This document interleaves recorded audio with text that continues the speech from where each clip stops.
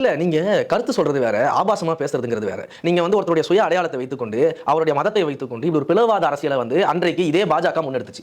எங்க தலைவர் சினிமாவில் நடிக்கும்போது ஒரு படத்துக்கு வர பிரச்சனையின் போது இந்த அரசியலை முன்னெடுக்கிறாங்க. இன்னைக்கு அதே அரசியல திமுகவுடைய ஆபாச பேச்சாளர் முன்னெடுக்கிறாரு. அப்ப உங்க ரெண்டு பேருக்கு என்ன வித்தியாசம்? மதவாத பிளவாத அரசியலை வந்து நாங்க எதிர்க்கிறோம் அப்படின்னு சொல்லி தான் நம்ம களத்துக்கே வரோம். நீங்க வந்து மதசார்பின்மை பேசுறேன்னு சொல்றீங்க, எல்லாரும் சமம்னு சொல்றீங்க, இந்த சுயமரியாதை இயக்கம்னு வர நீங்க பேசிக்கிறீங்க. அவர் பேசக்கூடிய அந்த ஆபாச பேச்சுகளை திமுக அவங்க குடும்பத்தில் இருக்கிற பசங்க காட்ட முடியுமா? அவங்க குடும்பத்தில் இருக்கிற பசங்களுடைய பெண்களுக்கோ இல்ல இளைஞர்களுக்கோ இல்ல பெண் குழந்தைகளுக்கோ அவரை பேசக்கூடியதை எடுத்து காட்ட முடியுமா?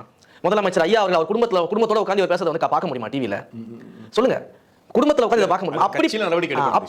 அப்படி ஒரு விஷயத்தை பேசுறாரு.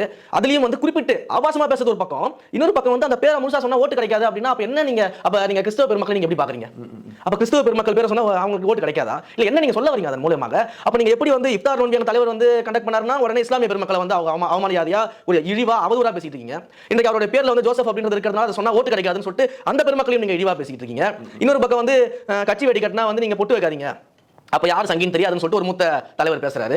அப்ப எப்படி நீங்க வந்து எல்லா மதத்தையுமே, மத நல்லிணக்கம் தானே இந்தியாவுடைய அடித்தளமாக இருக்கு, அதுதானே மதச்சார்பினை நம்ம சொல்றோம். அப்ப அதை எதையுமே நீங்க ஃபாலோ பண்ணாம எல்லா மதத்தினரையும் இழிவா பேசி நீங்க என்ன பண்ண போறீங்க?